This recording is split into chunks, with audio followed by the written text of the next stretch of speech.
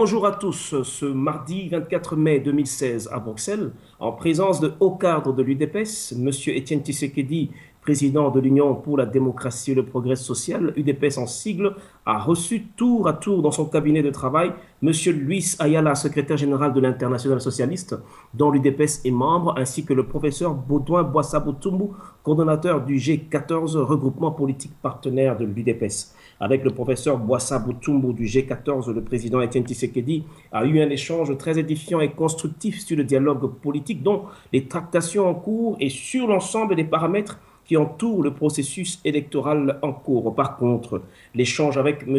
Luis Ayala, secrétaire général de l'Internationale socialiste, a porté essentiellement sur les enjeux politiques qui entourent la problématique de l'alternance démocratique en République démocratique du Congo et le soutien de l'Internationale socialiste au combat mené par Étienne Tshisekedi et son parti politique. L'hôte du président de l'UDPS a saisi l'opportunité pour saluer la constance de M. Étienne Tshisekedi tout au long de son combat pour l'avènement d'un état de droit et du progrès social en République démocratique du Congo. Écoutez-le au micro de EDTV. Monsieur Luis Ayala, bonjour. Bonjour.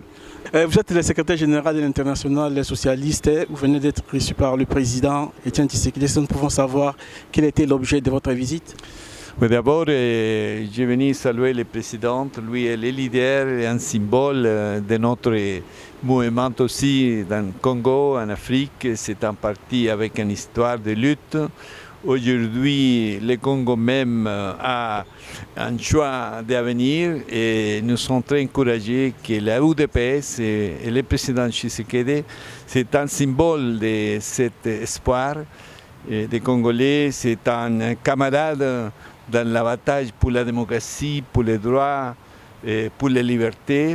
Et c'est un homme qui est associé avec une lutte de beaucoup d'années, mais aussi aujourd'hui associé avec l'esprit d'un avenir meilleur pour le peuple congolais. Et c'est pour ça que je suis ici, pour lui manifester mon amitié, ma solidarité et notre reconnaissance à tous ces efforts. Et comment vous avez trouvé le président? Je le trouvais bien, clair, fort. Et lui, je pense qu'il est conscient des moments historiques qui a en face le peuple congolais. Je le trouve un homme qui est disponible, qui est prêt à prendre les défis qui se présentent aujourd'hui à le Congo et à tous les Congolais. Et qu'est-ce que l'Internationale socialiste peut faire à la situation congolaise actuelle? Qu'est-ce que l'Internationale socialiste peut faire? Nous sommes aujourd'hui un mouvement qui a connu beaucoup de succès, même en Afrique. On a avancé notre principe, notre valeur en faveur de la démocratie. On a gagné beaucoup de sélections. Aujourd'hui, il y a 18 pays en Afrique dirigés par membres de cette famille politique. Nous sommes une famille pas seulement la plus grande en Afrique, mais aussi la plus grande dans le monde. Les social-démocrates, aujourd'hui, il y a 53 partis aux affaires dans tous les continents. Et la UDPS est un de nos membres. Il y a un membre qui avec plus de responsabilités. Et je pense que l'heure est arrivée pour qu'en Congo aussi, on va connaître, on va partager la même expérience qu'on a partagée dans d'autres pays d'Afrique, où on a avancé la démocratie, on a avancé avec la constance, avec le sacrifice, avec le travail, mais avec la vision aussi d'avenir. On a avancé cette agenda en ordre de jour en faveur du progrès, en faveur de la liberté, en faveur des droits pour la majorité, pour tous les Africains et pour notre citoyens là-bas.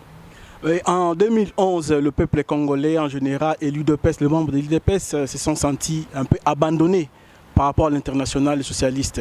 Pourquoi il y a eu ce silence-là par rapport à hold-up électoral qui s'est passé en 2011? Oui, non, la situation a été complexe. Et je m'imagine, mais il y a eu beaucoup de monde aussi en 2011 qui ont compris la situation et ont exprimé. Moi-même, j'étais des côtés de l'UDPS, des côtés de notre camarade. Mais la situation a été plus complexe. Je pense que chaque année en Afrique, les gens comprennent très bien que c'est seulement avec la démocratie, c'est seulement avec les élections libres, c'est seulement avec des gens qui peuvent participer dans le travail, dans les compromis politiques, en liberté, en conscience, qu'on peut faire avancer l'économie, qu'on peut faire avancer une société d'opportunités pour tous. Il y a beaucoup de choses à faire en Afrique.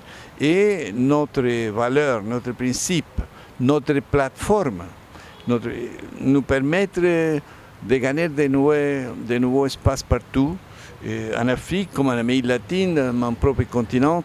Et j'ai beaucoup d'espoir que cette fois, au contraire de 2011, les gens vont comprendre bien et comprendre aujourd'hui très bien de qui il s'agit maintenant. Et l'international va envoyer quand même les observateurs pour les prochaines élections au Congo? Non, bien sûr, on suit déjà de très proche la situation congolaise. Et on a un conseil au début du mois de juillet et la situation au Congo sera aussi au centre de notre débat. Merci beaucoup. Merci à vous. Merci.